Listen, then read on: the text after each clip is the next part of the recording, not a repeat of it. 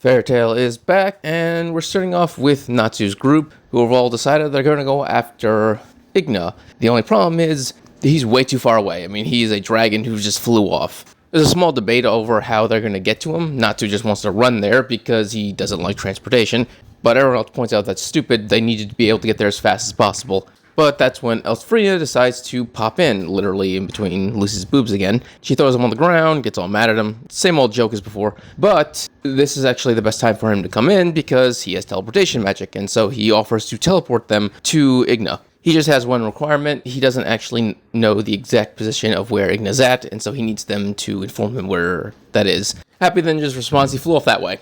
Obviously, everyone's like, that's not enough information, but Elfrina's like, oh no, okay, that's good. I could just sense a bunch of powerful energy in that direction. Yeah, so that's literally all he needed. He just needed a direction in which to sense power, which is something that any of them could have done, but for some reason, they had to wait until Happy pointed it out. Ridiculous. Anyway, Elfrina then finally notices that Alderon's alive. This makes no sense. He literally sent them all off to destroy different lacrimas across the world. You're telling me he didn't use his sensing ability to sense literally all the dragon gods coming back to life? Just how much of a senile old man is Elfrina at this point? Of course, Natsu's team basically says, don't worry about it, it's fine. Selena and our friends are going to take care of Alderon and the others. And this leads Elfrina to think about Selena in the bath, and somehow Lucy is able to see his memories of him fantasizing about Selena in the bath. Elfrina doesn't really want to trust Selene, even though he had that whole conversation with her. He even said back to her very face, he cannot forgive her for all the people she's killed, all the people he's cared about that she's killed. But he's willing to still trust her into dealing with this problem. And so, they decided they're going to leave Alderon to Selene, and they're going to deal with the last dragon god, Ignia. So they all teleport away, leaving Fire and Flame defeated and on the ground. And as that's happening, their dragonification begins to disappear. Why? I don't know. It's not like they destroy the lacrima that turned them. They all seem to accept the fact that they lost and it's over for them, except for Webb, who decides, no, we have one more option. And then he looks towards Alderon.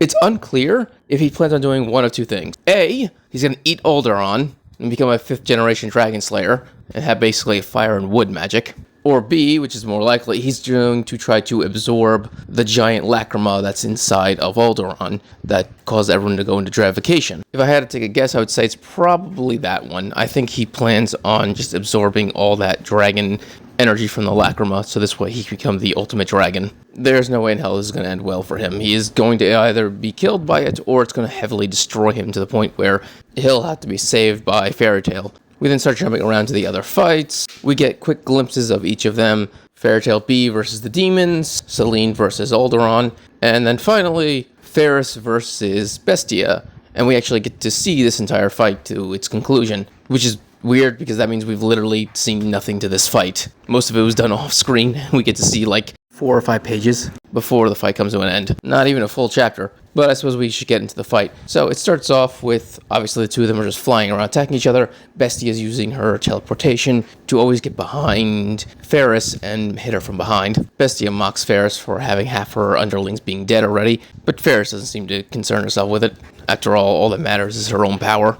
Bestia does her teleportation thing again, gets far away from Ferris as possible, summons a bunch of blades of fire, and then tries to skewer Ferris alive. And she says that she's actually quite lonely because there's no one out there strong enough to fight against Ignia, which doesn't make sense why she's lonely about that, or maybe she feels sympathy for Ignia because she's most likely his lover. But either way, these fire blades do not affect Ferris, she just shatters them. And Ferris's response to that is, I'm also lonely, because apparently there's people out there who don't know about the legendary power of the black dragon Acnologia. Ferris then flexes her powers to intimidate Bestia, but this doesn't seem to have any effect. Bestia just teleports behind Ferris and says, well, the black dragon was defeated by flames, and then activates this giant flame whirlpool called Fire and Flame, which means the guild is most likely named after her magic. Most likely each of her attacks probably starts with Fire and Flame and then the attack. This one is Rondo, but yeah, that's basically the full name of all of our attacks most likely, which is why the guild is named Fire and Flame. Of course, Ferris is completely unaffected by this attack,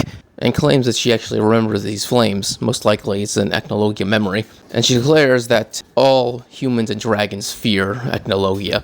And with that, she just blasts Bestia, defeating her. It almost looks like she blew her in half, but that's probably just the shading of the light. Yes, Bestia has been defeated. This fight doesn't anger me like the Fire and Flame one does. Simple fact is, I figured Ferris was going to win because she has the power of Acnologia. She's a 5th generation dragon slayer with the strongest dragon's power flowing through her veins. So the fact that Ferris won makes perfect sense to me. I have no issue with that. My only complaint is that it was literally a 5-page fight. We didn't even get a full chapter.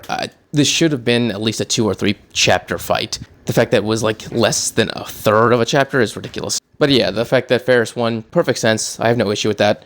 This is Acnologia's power we're talking about, even if it is just a fraction of it. Alright, that's the end of the chapter, so if you enjoyed, please subscribe, give it a thumbs up so you enjoy more Fairy Tail and other things. Thank you, and have a great day.